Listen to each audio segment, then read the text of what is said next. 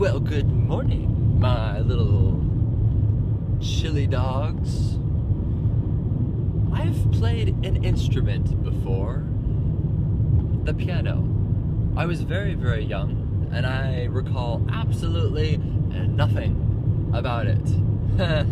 But you know, every kid should experience music, that is, creating music for their own. Very, very edifying, very fun.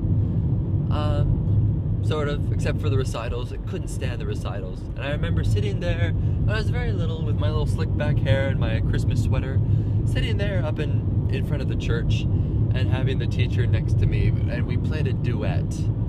I think it was called like Good King Wenzel or something. I barely remember this song, but I was very little.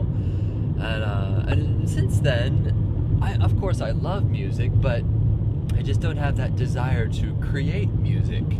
Every once in a while, I pick up a ukulele and I try to learn something. Or I try to pick up a guitar and I try to learn something. But maybe I just don't have that side of my brain that adjusts well to music.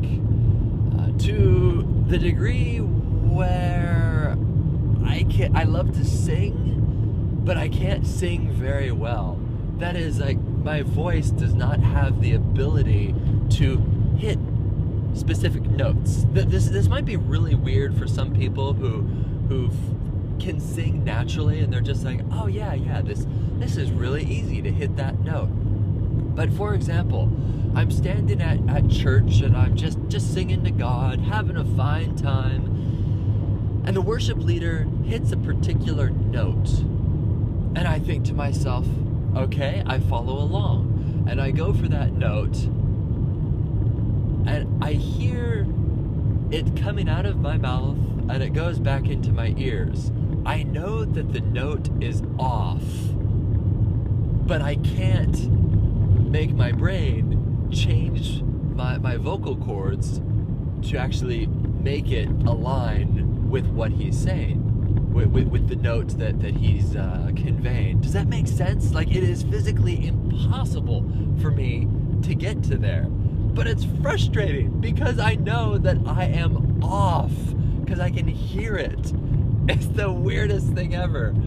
Oh, wow. So I can't sing. Well, I can sing certain songs. There we go. Let's just say I can sing certain songs, but I can't sing some of them like the entire song of Be Thou My Vision, where there's like 10 key changes. Be thou my vision, be thou my vision, be thou my vision, be, and then you're at Be thou my vision, O Lord of my heart. See, I can't, that was a good example. I couldn't get high enough. There's a break in my voice. And that's just me. Don't feel bad for me. That's just the nature of the body that God gave me, and I just take advantage of the skills that I can do, and I pursue that, and leave the singing up to my wife, Liz. She has a gorgeous voice. I hope that Lucy someday has her voice.